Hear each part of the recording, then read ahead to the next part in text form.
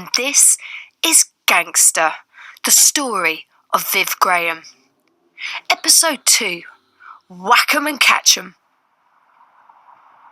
It's just amazing. It looks almost black at this particular spot, and the sun shining on the left and through the clouds, and there it is, but a perfect silhouette in the skyline, and it is huge. I'm standing in the shadow of one of the most famous sculptures in the world. It's the Angel of the North in Gateshead. It was designed by the sculptor Anthony Gormley, and the angel just towers above me, and it's got this wingspan bigger than a Boeing 757. Britain's biggest sculpture, the Angel of the North, has been raised into position on the site of an old coal mine near Gateshead. The structure cost Alongside me is Sid Henderson, Viv Graham's old schoolteacher. We heard from him in the last episode. Anthony Gormley called me the godfather of the Angel of the North. So proud to say that. He has the deepest of connections with the angel. There was a group of us who were told to choose on behalf of the council what should go here. And I had the deciding vote as to whether or not it would be the choice. And I was thrilled to bits to do it.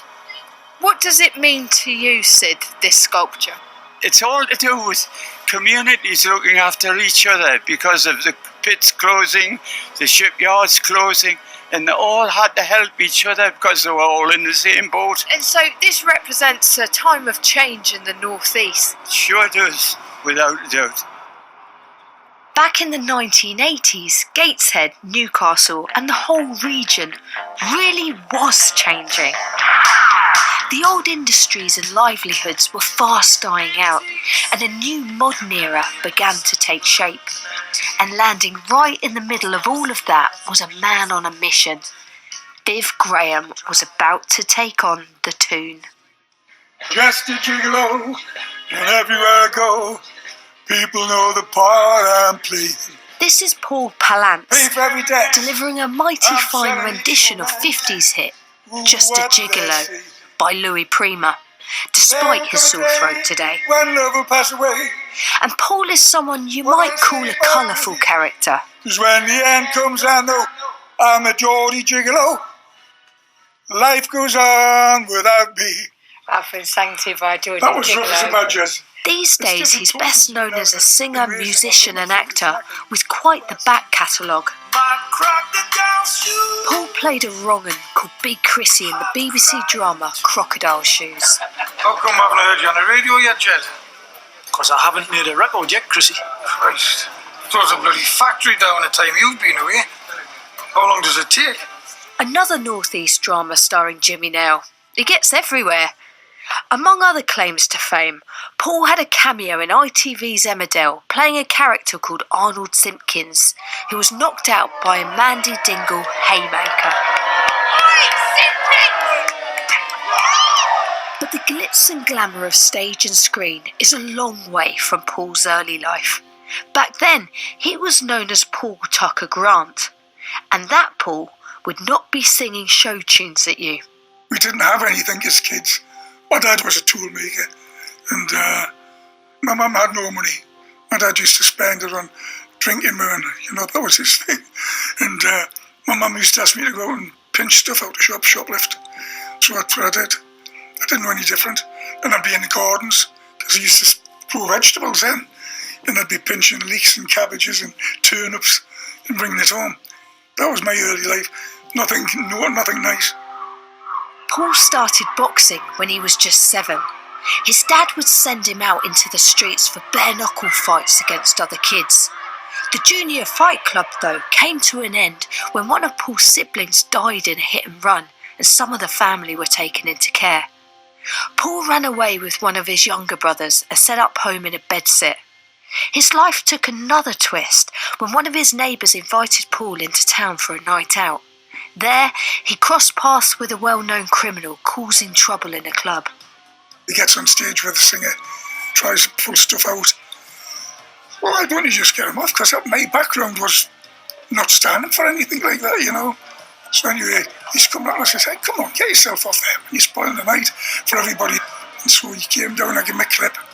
I had no fear then. and we ended up rolling around on the floor and giving him a few wallops.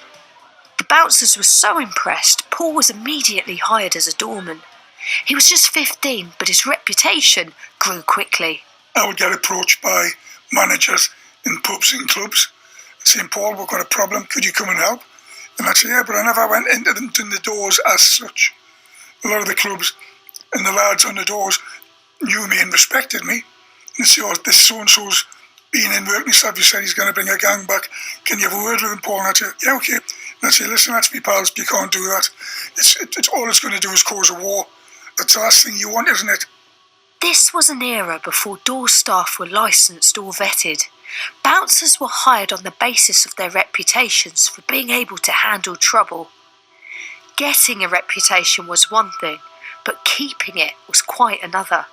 If you wanted to stay at the top, anyone taking a liberty had to be punished, as one criminal would later discover when he nicked a sunbed from Paul's gym and sauna business. I took him down to the powerhouse, which was a gay club, which I was running. Took him in the office, and eventually I says, if you don't effing tell us, I'm going to shoot you in the bollocks. And I had to go out, something like that. Somewhere I'll shoot your balls off. Oh, come on, you know, you can't, bloody stupid, that. Everybody will hear a gunshot if it goes off. And I went, no, they're not. So I said to him, you clever shit, on you. So I tell you what, if you come back to Newcastle, if I see you again in Newcastle, I'll fucking top of you, bastard. Just paddle. And he went, oh, yeah, man. He says, I'm not fucking afraid of you. And I was like, yeah, no. I pulled the trigger on you and shot him in the balls. But it was blank. But as I'd done that, he shit himself. Paul grew a reputation as a roving protector. Pub and club owners paid him to make sure there'd be no trouble, and Viv wanted to get in on the action too. So he got in touch with Paul and asked if he could help out. I have to be honest, when I first met Viv, I thought, yeah, what a nice guy. He's not as big as me, not as tall or anything as me, broad, but not as tall as me, and so respectful. Well, I've heard all about you, Paul, and it's lovely. I'm really pleased to meet you. Paul introduced him to a man called Billy Robinson, who was a major figure in the door security business. Before he knew it, Viv had his first door, a nightclub in Gateshead, just around the corner from a pub Paul was looking after. And so he was excited. Oh, yeah, because I used to do both. You know, if there's trouble in one, you'd nip over and vice versa. But, yeah, so nice, that's where he started. And so do you think he saw you as a bit of a role model? I don't know about that. He just knew of my reputation. I think it's wrong if people look up to the likes of me because of reputation as a role model. I think there's something wrong with them, you know. Paul would later become a professional boxer in London before eventually getting his big break in acting.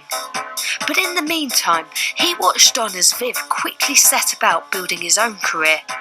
And Viv was beginning to make his name just as Newcastle was emerging as one of Europe's party capitals. In Newcastle, like the rest of Britain, the service industry is the only one not in trouble. The Tuxedo Princess is the Tyne's first floating nightclub. The Tuxedo Princess, a ferry-turned nightclub moored on the Gateshead side of the Tyne. The brainchild of businessman Michael Quadrini. He knew what the city needed. I think it's because everyone's depressed and there is a depression on. They come here to get, you want to say, put into a fantasy world. That was the place to go. It had a revolving dance floor. Nowhere else had that type of party atmosphere at the time. They want to get away from their depression. They want to get away from having no money most of the week, and just when they do have some, come out and really enjoy themselves. Oh, it was absolutely fantastic. I used to love dancing. I would be the first on the dance floor, learning all the new moves, etc. Yeah, I used to love going out. I used to dance on the dance floor, and that dance floor was mine. The biggest draw, though, was the historic centre of Newcastle, the Big Market. That's big with 2 G's. It's an old word for barley.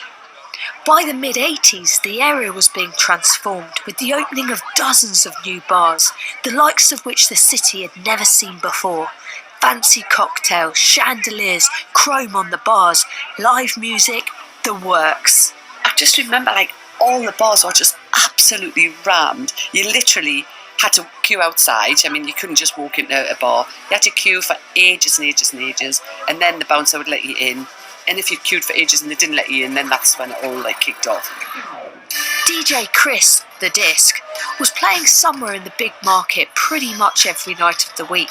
It's just that working class mentality, work hard, play hard, respectful, and you just like to have a good time.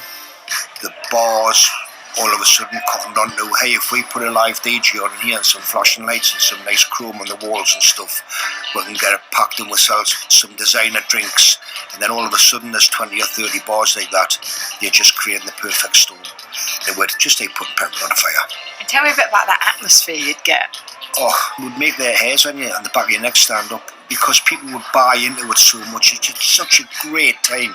I got offered to go and work in Ibiza, I got offered to go and work in Spain, got offers to go and work all over the place. Did I leave Newcastle? No way. No way. You'll never ever have a better party than with a room full of Geordies. In the 1980s, the city was still reeling from the decline of its industrial heart, but the Geordie spirit shone through. In fact, it was being captured and preserved in a string of cult TV shows. And I don't just mean Jimmy Nail. You get a good view from here, don't you? The late 80s saw the launch of BBC children's programme Biker Grove, featuring PJ and Duncan, who were played by a young Anton Deck. It was my fault. I blew it. I blew it for the both of us, and now it's over. That's rubbish, PJ. Then there was the pioneering live Channel 4 music show, The Tube, which was filmed in the city for 5 years during the 1980s. November the 5th, and we're going to do something now that's going to go in the annals of television history. Presented by Jules Holland and Paula Yates, among others, it attracted some of the world's biggest stars. You're going to see live bands, so remember, turn it up. From now on, you'll be watching fantastic Tube. U2, Madonna, Tina Turner, ZZ Top, just some of the acts who travelled to Newcastle to appear on it.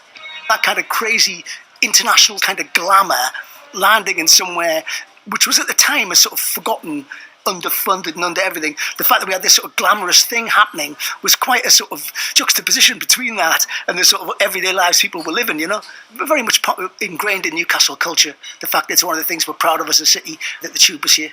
You'd get to talk to people who you would never get to speak to. I actually spoke to Kylie Minogue, which is one of my claims to fame, you know.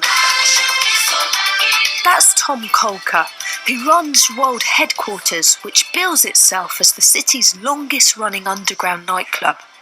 Today, he's a grandee of the city's nightlife. Back then, he was a manager and later licensee at a legendary bar called the Trent House, which he established as a cult music venue. When I first took over, the windows went out every night I was there, you know. We had loads of racism, loads of problems. As a sort of young black man in a very, very white city, I had a lot of racism as I grew up. And I kind of wanted to make a stand, and the Trent was my little place where I sort of placed my flag. And so after years and years of fighting and whatever, established the Trent as a real musical sort of haven. So you could walk in 10 bars in Newcastle, and in every bar you went and you would hear Kaja Gugu or Total Eclipse of the Heart by Bonnie Tyler. Where if you came in the Trent, you'd hear Bobby Womack, you'd hear, Sam Cooke, you'd hear Aretha Franklin, you'd hear Toots and the Maytals. So we were doing a completely different musical thing to everywhere else. This was an era in Newcastle when you could bump into Kylie one day, and the next, you could have a very different experience. I used to go dating a lot. I used to meet girls in clubs and go, we'll go for a date. And you always have one girlfriend on the go and you didn't want the other one to find you out. So you would go places where you wouldn't bump into them. I remember taking this girl on a date to the Ship. It was a tiny little bar, and you sort of went in, there was loads of dodgy characters on the pool table and that. I went and sat down and, chatting on to this girl and everything. And this guy just came and sat down beside me. He said, "Hi, Harry." He said, "Do you want to buy a gun?" And I went, "What?" He said, "Do you want to buy a gun?" And he opened his bag and he had this big sawed-off shotgun. I said, no, mate, you're all right. I don't want that. He said, "Do you want to buy some bacon?" And he pulled out a big side of bacon. I said, "No, you're all right, man, And that kind of sums up an era of Newcastle that used to be, Newcastle comes from a place where you could walk in a bar and buy either a shotgun or a side of bacon, and it would be offered to you openly.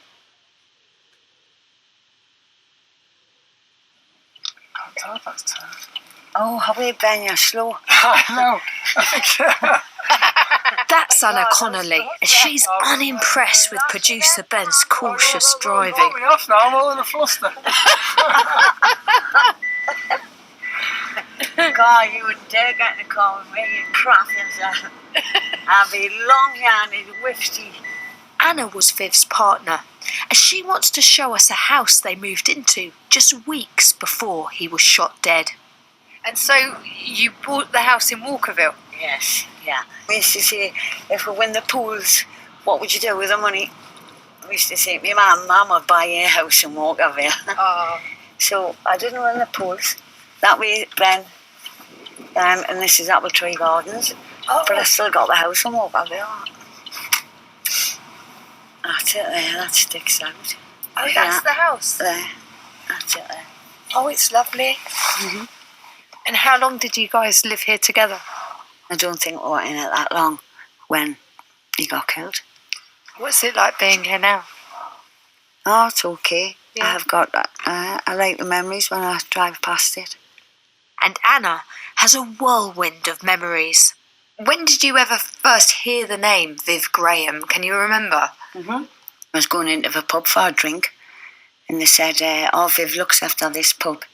But I didn't know who he was. And then he asked me, my sisters and my friends, would we like a drink? And we said, well, yes. And what was your sort of first impression when you first met Viv? What did you think? I thought, wow, he's big. And I thought, oh, he's got lovely teeth. Lovely teeth and a lovely smile and a heart of gold. What happened next? I mean, did you guys go on a date? Was he romantic? What was he like? He was romantic. He loved buying you flowers. Every week I got flowers, lovely big white lilies, every week. And he was dead kind. Oh, he was dead kind. He would give you anything. He really had a heart of gold. Really so kind he was. Anna and Viv met in 1985, by which time Viv had graduated from his first posting in Gateshead and was looking after numerous pubs and clubs, with a stronghold forming in the East End of Newcastle. Every pub from Whitley Bay right through to Wickham. So you had all the coast, all Shields Road, Wars End, in the town, all the nightclubs they've had. And when you say he had them, what does that even mean, Anna? Like, break it down for me. So he had a nightclub and then see three lads would come in and start fighting and be nasty to smash it up. They'd get on the phone straight away for Viv. Viv would come straight away and then just sort the trouble up. Take the troublemakers out of the pub. He was that fast. And if you blinked, you missed it. One punch and that was it. Viv's reputation grew quickly. As well as doing the doors, he also began offering a ruthlessly efficient debt collecting service. Now and again, Anna would go out on the rounds with him. We had to go to this club. So we get there and he says, "Joe, I'll be 2 minutes. Not going to be any trouble, is that?" He said, no, just go see a couple of kids. And then I see him comes back out with these three big lads and I thought, I think there might be trouble here. So I thought, I better slide down a bit in the car, so I did. Then I picked back up, and when I picked back up I was already on the ground. And I thought, oh my God, what happened there? Everyone just knocked out and sat them up on the wall, and Viv was chatting to them and they shook their hands, and then he got in and I went, that was fast. I couldn't believe that. And he was laughing. He was just laughing, we were laughing. And I said, "Did you get the money then?" He said, "Well, I got the money." But I seen him give the man some money back and said, "Go and get yourselves a pint there." Done that all the time. I've never heard anything quite like it, Anna. Firstly, he knocks them all out. Then he gives them money to get themselves a pint and I went back in the club. Business boomed thanks in part to Anna's brother, Peter Connolly. He was an East End publican himself and linked Viv up with landlords who needed help. There was too many villains going about. They would just come in and wreck your pub. They all wanted money. They all tried to get cash out of the pub. Are we talking sort of protection racket type stuff? They did. Pub managers were sick of it. Their windows were getting put out. And you got petrol bombed. So how was Viv's service different from these other people that had been offering kind of protection for money? Viv was good at his job. And he knew how to handle himself. He trained every day. He didn't drink. Odd time he'd have a Guinness, but mostly he didn't drink. And he would follow it up. He didn't just leave it. If somebody phoned him, said, "Viv, I've got bother," he would go and follow it through and would sort it out. We went in All Shields one day, me and Viv and Anna, And the three of them, they were Scottish, they were jocks, another accent. The bloke pointed them out. They just went in his till and took all his money. But he's offering Viv 500 to get the money back. So we went to the bar, and there's the three of them. We've got ourselves a drink. So Viv says to them, do you think you can handle yourselves? In a Scottish accent, he went, okay, he says, we can handle ourselves. He says, can you? He went, bang, bang, bang. The three of them were lying there, out. I went in their pockets and I took the money back. What I'd went out the till, I gave it back to the bloke. The bloke gave her 500 quid. Well, then there's no more trouble in that bar ever again. That's the way it worked. Anna says Viv would charge small community pubs £50 a week for protection, whereas a large nightclub could earn him £1,000 per week. He'd go out on his rounds and come back with huge bags of cash. How much? Nobody quite knows, because Viv wasn't someone who kept accounts. In fact, it was usually gone before he'd even got home. If Viv had collected money, he'd got his sort of earnings, then what would you guys do? Every day the bookies. Every single day. Some days would go in with 30 grand and come out with not a penny. Not a roll. Then I'd have to go to my ma's to borrow a tenner. Like, just to get stuff he needed. But then the next day, he would have that big pile. He'd just go through a bar he looks after where he'd leave his money lying in. He didn't go every week to collect his money. He used to let it lie there for months. So when he collected it, it was always quite a few thousand. Viv always picked the underdog on anything. Boxing, racing, he'd pick the outsider, like the 50 to 1, and put £1,000 on that. And I loved shopping because Viv would give me the money and I would treat his mum and Auntie Pat, get them little presents. It sounds like he wasn't kind of saving it. Neither I could save when I've had a penny when he died, not one penny. Spent the lot, and me too. I couldn't save if I tried me, Livy. I can spend it as fast as it comes. How much was coming in? You know, give it a kind of rough idea. Oh my God. Thousands. Really? Thousands. Every outfit I bought, every dress I bought was like £1,500 to £2,000 from peaches and cream. Oh, I got the best of clothes constantly. I bought the best and I wanted the best as well. Had the best car. Not now though. I don't want the best. I had it all then. Despite his reputation for explosive violence, Anna claims it didn't come naturally to Viv. His answer was to begin taking steroids, which helped him build muscle mass, but just as importantly, she says, it gave him a bit of bite. He didn't have it in him. He didn't even like to hit you, and he wasn't even a bad-tempered man. He was quite placid. That's why I used to take the steroids, because I used to think it gives you a bit of aggression. If you didn't take the steroids, you didn't really want to hit anybody. Like, we went to this nightclub, and Viv got paid, and Viv had to bash the lad. And when we got the lad, and I seen the size of the lad, I thought, you couldn't hit him. He was teeny.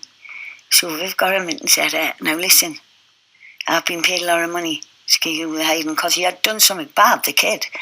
Go away and go and hiding and pretend. And if it ever comes out that I will come back and you'll get it 10 times worse. He went, just stay out the road and just say, I've given you a good hiding. And the kid went, sound, Viv. There were occasions, though, when Viv wasn't quite so sound. I'll tell you what. How's about Viv's father and sister? So, True crime author Stephen Richards knows about the life and death of Viv Graham better than most. He's devoted 8 books to the subject. He plays me just a few of the hundreds of interviews he's recorded over the years. I'll tell you what I'll do. I'll just rewind here and we'll go back. Somebody being murdered outside the door. Growing up in the area, Stephen was well aware of Viv Graham and knew instinctively to keep his distance. Certainly, going out into Newcastle, you would see Viv. He wasn't a doorman standing at the door, but he patrolled his areas of protected pubs and clubs. So you would see him out and about. We certainly knew who he was and were aware if he came up to you and said, move out, you would just like move, we would part like the Red Sea if he said that. Not everyone was quite so cautious though, and in February 1988 it nearly cost one reveller his life. One in particular was a man called Carl Wattler, who didn't drink his drink quite fast enough, had an argument with Viv, and next thing we know, an altercation takes place outside of this club, and Viv gave him the treatment, which was bang bang. Unfortunately, he fell down and whacked the back of his head, and it caused a massive amount of brain injury. Massive amount. It wasn't just insignificant. And as a consequence, Viv received an 18-month prison sentence. Suspended, however. I've just been reading the Evening Chronicle's report of Viv's sentencing, and it doesn't make for pleasant reading. It says that Carl Wattler was actually found unconscious outside Baxter's, which is this pub in Newcastle. He had a blood clot on the base of his brain and needed life-saving surgery. The judge said that Viv Graham must have landed a blow of very considerable force. And that learned Viv something. It didn't learn him to stop hitting people, but it learned him that when he hit them and knocked them out, he would catch them. As if he was doing some dance with them, you know, so whack, whack, bang, spark out, hold on, let me catch you, and down gently to the ground. So like he was doing a tango with them. Yep, you heard that right. Viv pioneered a sort of whack 'em and catch 'em system. He had other things to worry about too. As the nightlife grew, the battle was about to hot up between organised criminals to control the supply of drugs into the bars and clubs. These were people who were not used to being challenged by anyone. Now, a 17-stone punching machine was blocking their way. Anna says Viv was walking a fine line, dealing forcefully with drug dealers, especially in his stronghold east of Newcastle. Well, Viv didn't have knives and guns and things like that. He was just a country bumpkin, really. That's what he was. He was strong. He was a one-off. And then I think as the drugs started, that's when I think troubles must have started, because Viv wouldn't let any of them sell the drugs on Wall's End. Oh, I see. So he wasn't letting the drugs in. Wasn't letting the drugs in. And if you found any of them in Wall's End with the drugs, he took it off and flushed them down the toilet and then put their head in the toilet with it. It might have been zero tolerance in his home patch, but in other places, Anna says Viv took a very different approach. See, if there was 6 people who were selling drugs, he would allow 2. And then he would know exactly what they had and how many drugs was actually on the premises. Because if there's 6 people selling, what are they selling? So at least if there was only 2, you knew exactly what you had. So then he would allow that. And then Viv would get paid. He wasn't like in with drugs, but he kept it under control, really. So I used to think, well, it's better keeping it under control than it is just letting 10s and 20 of them selling them, and could be selling all sorts. And then you could see what it actually was that they were selling and like who the people were. Do you think this would have riled these other people who want to make money out of drugs? Yeah, probably, yeah. So Viv only let certain dealers in, and he was paid for it. And that was going to spell trouble, because ecstasy was about to explode in Newcastle in an orgy of drugs, raves and violence. That was the seismic change in the UK dance music industry and the UK drug industry, and the rise of the gangsters in Newcastle. Coming up on Gangster. He loaded his shotgun up, got his machete, and he went back to Santino's, where Rob Bell and Viv Graham were, about midnight. Beatings were dished out. I saw people have their teeth knocked out with chains and stuff, and see the club kick off loads of times, and it was just a crazy time. Beating people up, a regular thing. My partner, we used to take a chainsaw with him. We would terrify people, just close them down.